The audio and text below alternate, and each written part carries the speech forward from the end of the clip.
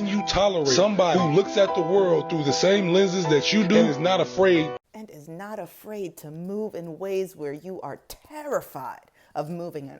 Oh, let's talk about it. Because this is a relationship killer. This thing, because there's so much wrapped into it. There's jealousy, where the root of it is admiration, but the wall of jealousy is so thick because how dare you move in a way that shakes me to my core. You need to be in this the way that I'm in this. We need to be scared together, holding you at a certain level. And as you rise up, as you grow, as you experience, as your fear shrinks, as your courage grows, that could push people away from you, not because you're doing anything wrong, but because they're not ready for the space that you're entering into. And especially, I'm cooking, especially when it comes to heterosexual relationships. Because the idea behind a heterosexual relationship, especially if it is the woman in this relationship that is rising higher, being more courageous, taking more steps, achieving more goals, especially if it is the woman that is doing these things and then the man becomes jealous, that jealousy can turn into disgust very quickly, because it's not a disgust at you, it's an internalized disgust, because the fact that they are watching you accomplish the thing that they thought impossible in front of their eyes, and they are still here quaking, shaking in their boots. They are disgusted at themselves for not being able to maneuver, to feel in the way that you are, which is now dictating your steps. And here they are, 15 steps behind, going at half pace, hating themselves but projecting it at you. A lot of people are in friendships like this. A lot of people are in relationships like this, and let's not even talk about the amount of people that are married to people like this. And if we're going to be real about this, there's a lot of parents that are feeling this way about their kids. There's a lot of parents out there that are jealous of their children. It was a trope for a very long time in movies and such, where it was like, Dad, it's not your dream, it's mine, or whatever the inverse of that is. Mommy wounds from daughters is I didn't realize how many people suffer with that. I'm very fortunate for the relationship that I have with my mom. My dad, as you know, if you've been following me for a while, is a menace. We're putting him in another category.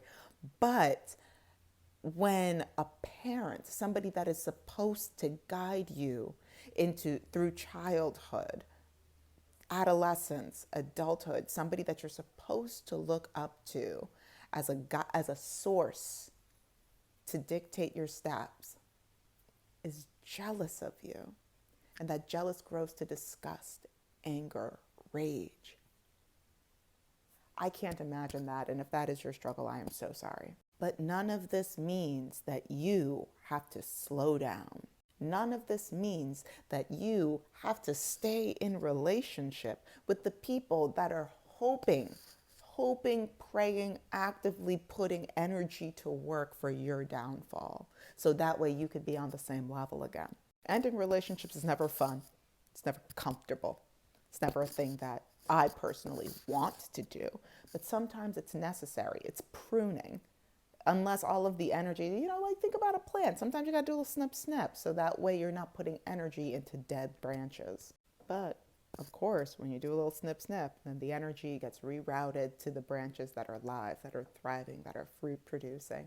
It kind of becomes easier to see the fruit of your labor, which can also be new relationships, new friendships. You need to create space in your life for the things that you want and deserve.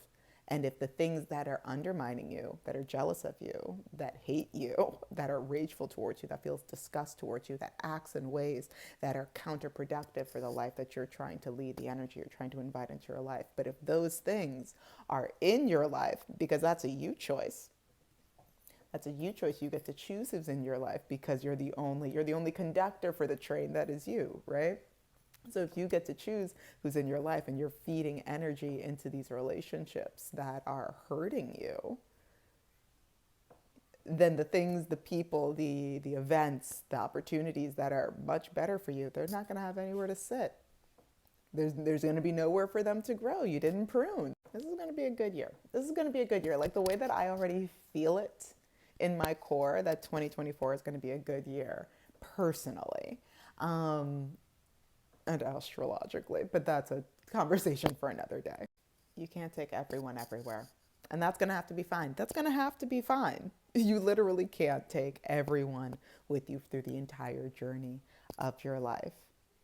Sometimes we naturally grow apart. Sometimes we lose people. Sometimes new people come in. It just is what it is. You just have to make a choice of who you want in your life in this moment today. Don't make any rash choices. Once again, think about it. But every day is a choice for who you choose to invest your time, energy into. And if those people are terrified, horrified of you doing better, I'm just saying you got to make a choice.